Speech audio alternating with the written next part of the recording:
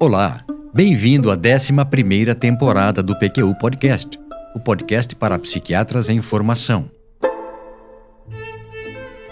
Aqui é evidência com opinião. Eu sou Luiz Alberto Etten e é uma satisfação tê-lo como ouvinte. Sem dúvida, cara e caro ouvinte, você já ouviu falar de algoritmos. Nós, inclusive, já apresentamos e descrevemos vários aqui no PQU Podcast. Mas já se perguntou quais as características de um bom algoritmo e qual o melhor modo de utilizá-lo? Sim? Legal. Vamos ver se concordamos. Não? Nunca se preocupou com isso em meio a tudo o que já tem que fazer? Sem problemas, pois a ideia desse episódio é desenvolver esses tópicos de modo a que, após tê-lo escutado, seja capaz de distinguir os melhores e mais bem desenvolvidos algoritmos dos demais. O PQU Podcast, já na sua 11ª temporada, marca que ao mesmo tempo me surpreende e me enche de satisfação, é uma iniciativa independente do Vinícius e minha, que hoje conta com a valiosa colaboração da Maria Clara Faleiros, do Tiago Apolinário e de convidados, realizada com recursos próprios e que tem como objetivos a divulgação de informações que julgamos interessantes para psiquiatras em formação. Se gosta desse nosso projeto, compartilhe seus links com amigos e colegas. É a maneira de que dispomos para aumentar seu alcance. Este episódio do PQU Podcast é inspirado no excelente Psychopharmacology Algorithms, livro de David Osser, professor associado de psiquiatria da Harvard Medical School, que compila 10 algoritmos do programa de residência em psiquiatria da Harvard South Shore, revisados e atualizados. Uma dica valiosa que me foi dada pelo amigo e colega Luiz Guilhermano, de Porto Alegre. Valeu, Guilhermano. Um abraço para você. A medicina baseada em evidências é mais fácil de ser descrita do que utilizada. No caso da psicofarmacologia, requer muito trabalho mental envolvendo processamento de dados e raciocínio. Tudo começa com um diagnóstico preciso, de preferência de acordo com os critérios do DSM ou da CID, com especificadores e comorbidades que possam interferir no tratamento. Isso é necessário porque praticamente toda a evidência em psicofarmacologia deriva de ensaios clínicos com pacientes cuidadosamente diagnosticados por esses manuais. Além disso, faz-se necessária investigação detalhada dos tratamentos já realizados para se evitar repetir algo que já não tenha dado certo no passado, ou por ineficácia, ou por conta de efeitos adversos. Ou ainda para se verificar se as abordagens psicofarmacológicas utilizadas antes foram adequadas em termos de dose e duração de uso, e, consequentemente, válidas ou não. Finalmente, há que se fazer varreduras da literatura de tempos em tempos, encontrar em meio à massa de dados de qualidade variada os artigos que abordam a questão clínica de interesse, lê-los com atenção e ainda interpretar as informações que eles trazem para então traduzir esse conhecimento para a tomada de decisão no tratamento do paciente. Parece que não é muito, mas experimente fazer isso para cada dúvida que surge na sua prática, para cada caso mais difícil com que se depara, e compreenderá que essas tarefas, realizadas como se devem, são barreiras que limitam a aplicação da medicina baseada em evidências na prática médica e psiquiátrica cotidianas.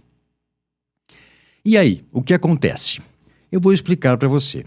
Ao invés de usar a medicina baseada em evidências, o mais comum é que se veja nossos colegas recorrerem a um processo de tomada de decisões muito mais rápido e simples, mas, por outro lado, mais sujeito a erros. Lembre-se das alternativas à medicina baseada em evidências que apresentei no episódio 9 do PQU Podcast. Medicina baseada em eminência. Quanto mais sênior o colega, mais graduado, menos importância ele dá à necessidade de coisas mundanas como evidências. Medicina baseada em veemência. Quando o volume e a intensidade das opiniões, o grau de exaltação e fervor, dá lugar às evidências. Medicina baseada em eloquência, em que a capacidade de convencer pela palavra e a elegância são os substitutos para as evidências. Medicina baseada em providência, quando o médico não tem ideia do que fazer a seguir e deixa a decisão para o Todo-Poderoso. Medicina baseada em difidência, em que o profissional incrédulo e inseguro trava na hora do aperto e nem pensa em evidências. Medicina baseada em temência, quando o medo do litígio norteia as decisões.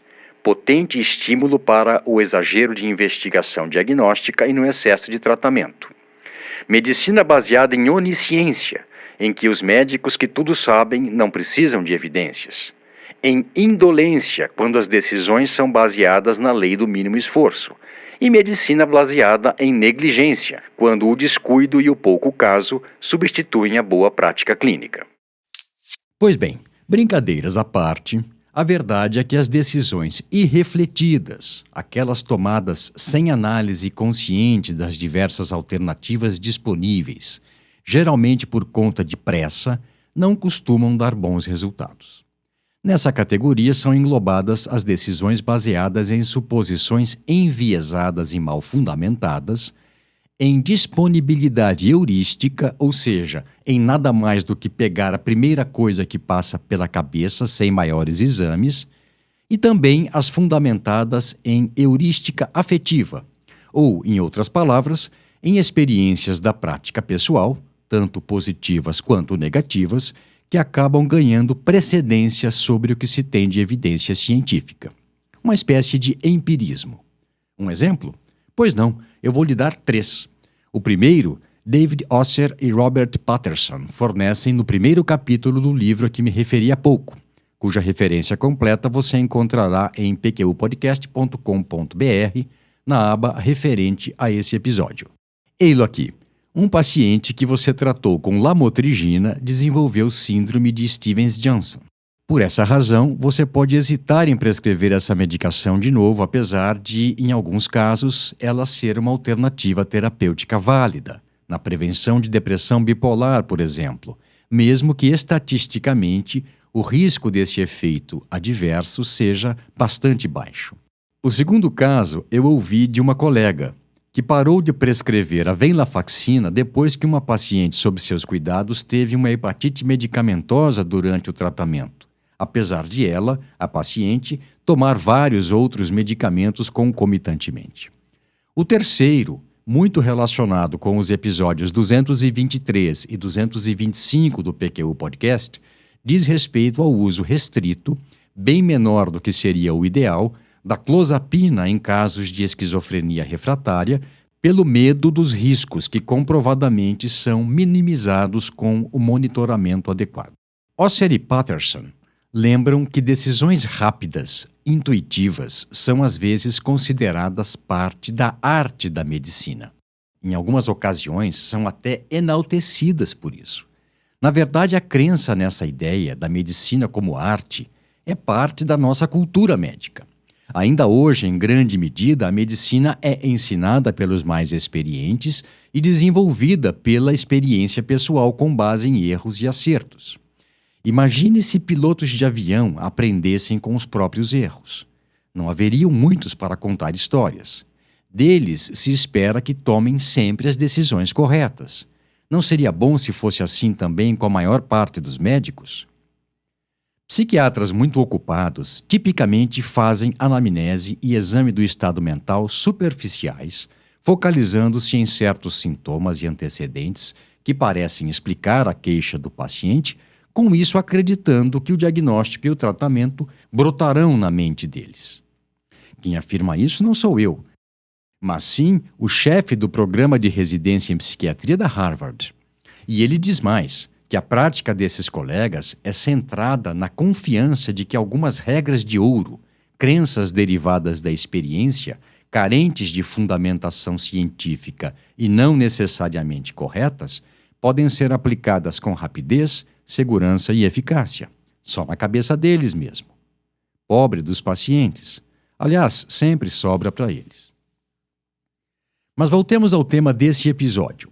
Os algoritmos de tratamento psicofarmacológico desenvolvidos a partir das evidências disponíveis, hierarquizadas de acordo com a qualidade, que sintetizam e depuram dados de pesquisa disponíveis e organizam-nos em um formato esquemático, coerente e de fácil consulta. Vejamos primeiro as características de um bom algoritmo para depois falar algo sobre o seu uso. Que qualidades indicam que um algoritmo ou uma diretriz é suficientemente válida para uso na prática clínica? Alguma ideia? Assim, de supetão, é difícil pensar quais seriam, não é? Mas verá que, uma vez listadas, tornam-se óbvias. São basicamente 8. Primeiro, que o seu processo de desenvolvimento e financiamento seja transparente. Segunda, que nenhum de seus autores ou somente uma minoria tenha conflitos de interesse. Especificamente, o presidente e o co-presidente do grupo de trabalho não deveriam ter conflitos de interesse. Terceira, que o grupo de trabalho seja composto por pesquisadores, experts em metodologia, clínicos, representantes de pacientes e de outras partes interessadas no melhor resultado do trabalho conjunto. Quarta, que a metodologia das várias revisões sistemáticas de ensaios clínicos e outros estudos que subsidiam o processo esteja de acordo com os padrões de excelência mais atuais. Quinta, que forneça explicação completa por trás de cada recomendação, sintetize as evidências de benefícios, eficácia, e danos, efeitos colaterais e adversos, caracterize a quantidade e a qualidade das evidências relevantes, avaliando explicitamente seu nível e a força de recomendação, deixando claro o que é opinião subjetiva e se houve diferenças entre os autores quanto às recomendações. Sexta, que descreva em detalhes a ação recomendada pelo algoritmo e quando ela deve ser realizada de modo a facilitar sua compreensão e implementação. Sétima, que seja submetida a rigorosa revisão de pareceristas externos antes da publicação. E, finalmente, oitava, que seja atualizada regularmente. Além disso, deve conter avaliação do impacto de comorbidades, tanto médicas quanto psiquiátricas, e dos cuidados especiais no caso de mulheres em idade fértil. Mais uma coisa, um bom algoritmo conterá informações e discutirá alternativas que devem ser consideradas em cada ponto de decisão, bem como também porque elas não foram consideradas primeira linha de intervenção, mas podem ser razoáveis, aceitáveis em algumas circunstâncias. Você deve estar pensando que poucos algoritmos atendem a todos esses requisitos. E tem razão. Mas é importante saber quão distante desse ideal se encontra o que você está lendo ou usando como referência. Muito bem. E quanto ao uso de algoritmos, ou mais especificamente, como e em que situações os utilizar? Que fique claro desde já que algoritmos, não importa quão bem feitos, não devem ser seguidos com rigor absoluto, como se representassem uma verdade fundamental e inquestionável. Não, eles devem ser tidos como auxiliares no plano terapêutico que o médico pensa ser o melhor e mais viável para um paciente individual. Apesar dessa garantia de autonomia do profissional, é bom saber que, como em outras áreas de atuação, a engenharia, por exemplo, em medicina em geral e em psiquiatria em particular, já existem estudos sugerindo que decisões baseadas em algoritmos se correlacionam com maior resolutividade e menor incidência de efeitos colaterais do que os encaminhamentos baseados em julgamento clínico individual. Tais diferenças em favor da prática guiada por algoritmos ainda não são robustas. Estima-se, contudo, que elas possam aumentar se houver investimento em discussões educativas regulares sobre os algoritmos, tanto entre colegas quanto com estudantes de medicina e também com pacientes. Lógico que todo esse investimento de tempo e dinheiro tem que valer a pena. Vamos voltar a esse ponto crítico em alguns minutos. Antes, porém, seria importante neutralizar mais uma objeção ao uso de algoritmos, mais recente, e que deriva da ênfase dada ao potencial da medicina denominada personalizada. O nó aqui vem do seguinte raciocínio. Já que as evidências de que dispomos são fornecidas por ensaios clínicos com populações heterogêneas, mesmo que tendo um mesmo diagnóstico, por exemplo, depressão maior, delas só seria possível estimar resposta terapêutica média ou típica para uma população mais heterogênea, mais geral. Vamos desatar esse nó. Se e quando, de fato, o avanço tecnológico disponibilizar marcadores biológicos e testes farmacogenéticos que possibilitem a discriminação de subgrupos de pacientes para tratamentos específicos, esse passo será incluído no processo de diagnóstico que precede o uso do algoritmo, e o tratamento personalizado será recomendado para os pacientes que se beneficiarão dele. O uso do algoritmo não seria impossibilitado, mas o próprio algoritmo mudaria e incorporaria os dados da chamada medicina personalizada. Um outro problema sério quando se fala sobre algoritmos é o frequente mau hábito de aplicá-los com base na sua representação esquemática apenas, ao invés de, como é correto, ler o texto completo, buscando as nuances da lógica por trás dele e as justificativas para cada passo. O resultado dessa prática, desse mau uso, é que, mesmo que o algoritmo seja de primeiríssima qualidade, aconteçam erros grosseiros no encaminhamento terapêutico de alguns casos. Pois bem, voltemos ao ponto crítico que deixamos sem comentário. O esforço necessário para que os algoritmos sejam utilizados de rotina tem que valer a pena. E, na minha opinião, nem sempre esse esforço se justifica. Em que situações seu uso está fortemente indicado? Para padronização de conduta de alto nível em serviços de saúde em que trabalham vários médicos ou equipes de profissionais de saúde, e nesses casos, e com esse intuito, não tenho dúvidas de que o tempo dispendido no treinamento do pessoal e nas discussões de caso são muito válidos. Também como padronização de conduta pessoal, ou adequação da conduta a parâmetros mais atuais na prática da clínica privada.